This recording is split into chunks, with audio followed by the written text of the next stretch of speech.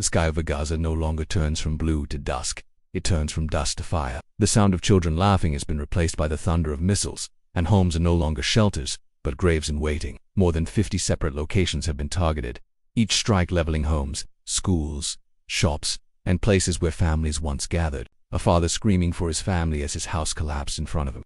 Imagine being wounded in a war zone, finally reaching a medical center after crawling through destruction, only for that hospital itself to be hit by a missile. They are not a threat to a nuclear-equipped state backed by the world's strongest military. They are civilians, people who love, who cry, who celebrate birthdays, who mourn deaths, who survive on hope, and yet they are being bombarded like enemies on a battlefield. What kind of intelligence leads to bombing a residential building packed with sleeping families? What kind of war makes a hospital a battlefield? Entire neighborhoods have been flattened. Children's toys are buried in the Rubble. Medical supplies lie burnt and useless. Water pipelines have been destroyed. But in Gaza, people are praying beneath beds, hiding in schools that are no longer schools, and sending voice notes instead of goodbyes because they don't know if they'll wake up tomorrow. There are no clean clothes, no warm food, no sense of time. Mothers breastfeed in fear, unsure if their child will be the next name on the martyr list. Doctors stitch wounds without anesthesia. And yet, the people endure. Gaza survives, even when it's not supposed to.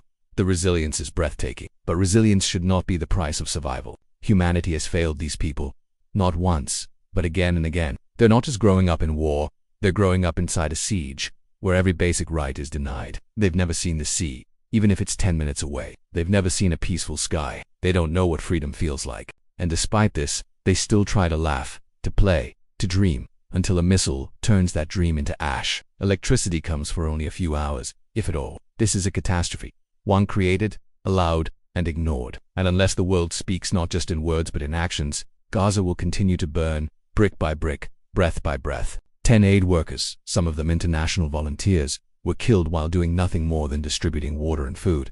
Their deaths were not just tragic, they were deliberate. A message that mercy itself is forbidden in Gaza.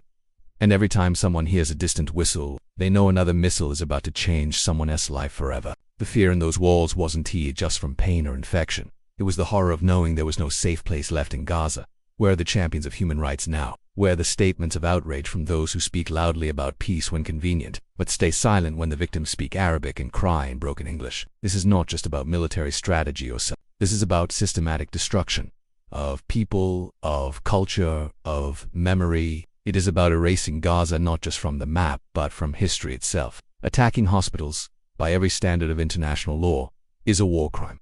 But in Gaza, it is just another day in the shadow of injustice. Ambulances are being targeted. Medical staff are being killed. Volunteers are burying their own colleagues. Even the symbols of neutrality, the red crescent, the white helmets, are no longer spared. They wonder if anyone beyond their borders cares enough to speak their names. A child stands on a pile of rubble, eyes wide, lips cracked, hands trembling, not because he understands the politics of occupation, but because he watched his entire family disappear beneath concrete just moments ago. If there was ever a rule book for war, Gaza is where that book was torn to pieces. A young boy, no older than 10, trying to pull his sister from beneath broken concrete with his bare hands. These are real people, and their lives are being ended in silence, away from the world's cameras, hidden by debris and drowned by the sounds of jet engines and explosions. And the death toll is rising not by dozens, but by tens, with every passing hour. At least 68 Palestinians have been killed in these latest bombings, among them women, children, the elderly, and, shockingly, 10 humanitarian aid workers who were trying to save lives in the middle of this unfolding nightmare.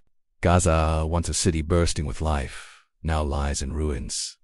A shattered silhouette of human resilience. From above, it resembles a wasteland. On the ground, it feels like the end of the world. In the last few days alone, the Israeli military has unleashed a devastating wave of airstrikes over Gaza. These aren't just numbers.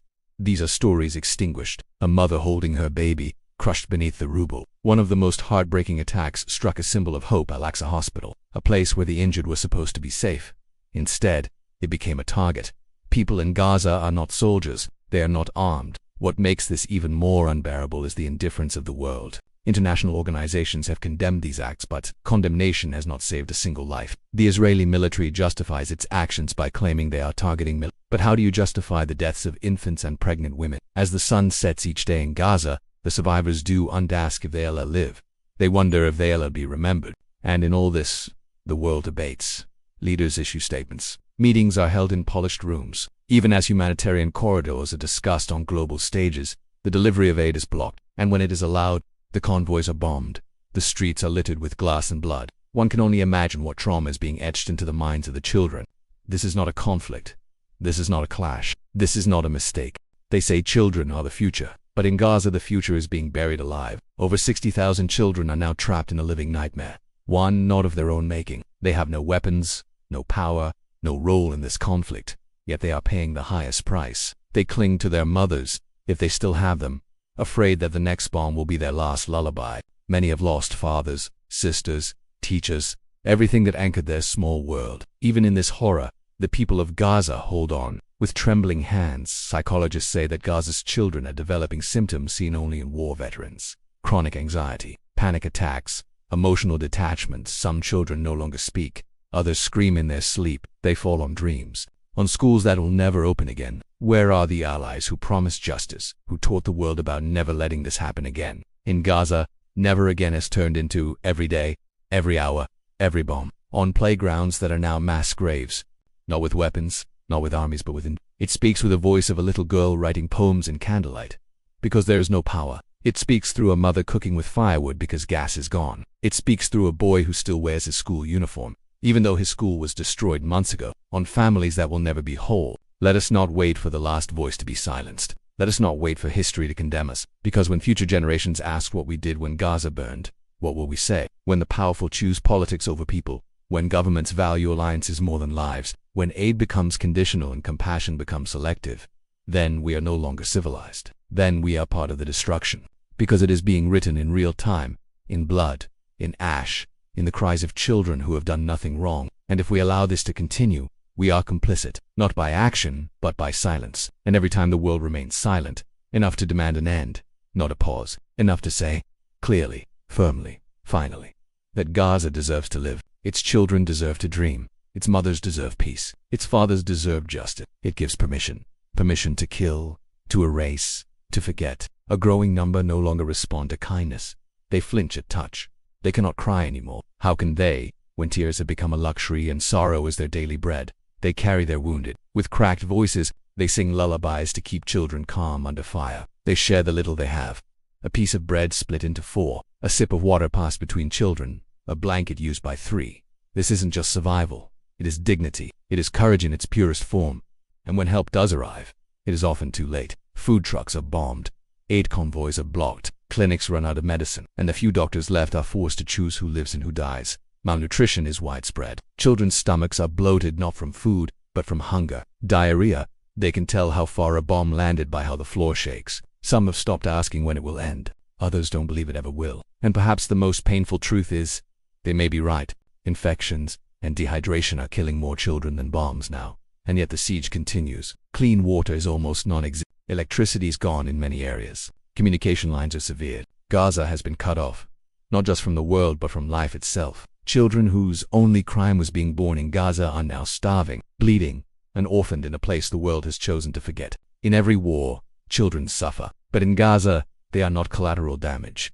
They are becoming the primary victims of a war that has no regard for innocence. The world debates ceasefires and conditions and mutual responsibility. Leaders gather in polished halls and speak in careful terms, unwilling to name the injustice, fearful of offending political allies. But Gaza is not a theory. It is not a negotiation table. It is a bleeding wound that needs urgent healing, not more speeches. These are not just statistics. These are babies born in bomb shelters, children learning to spell under missile fire, toddlers playing with empty bullet casings because they have no toys. They are eating food that barely qualifies as nourishment. Many don't even know what clean water tastes like. Their bodies are weak, their eyes sunken, and their spirits tired. Tired of running, tired of hiding, tired of asking questions no one can answer. Why us? They ask, why is no one helping us? Every night, thousands of these children go to sleep, hungry, not just for food, but for peace. Imagine having to tell a mother her child won't survive because there are no antibiotics. Imagine telling a boy that his leg must be amputated, not because of the severity of his wound, but because there are no surgical tools left. Imagine being a parent who could not find milk for a newborn or clean water to wash the blood off their child's face. This is Gaza today, a graveyard of international promises, where every humanitarian principle is being shattered one missile at a time. And yet, but how long can courage last when the world has chosen silence?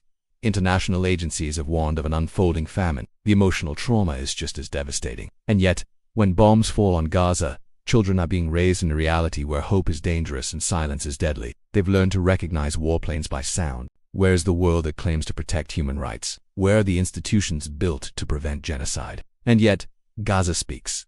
This is not just a humanitarian disaster. This is a moral collapse. There is still time. Not much, but enough. Enough to open corridors of mercy. Enough to speak truth to power. We must not let Gaza become a forgotten chapter in history. Let us not wait for the final body to fall. The world must choose, not between sides, but between humanity and indifference. And in that choice lies the future, not just of Gaza, but of us all.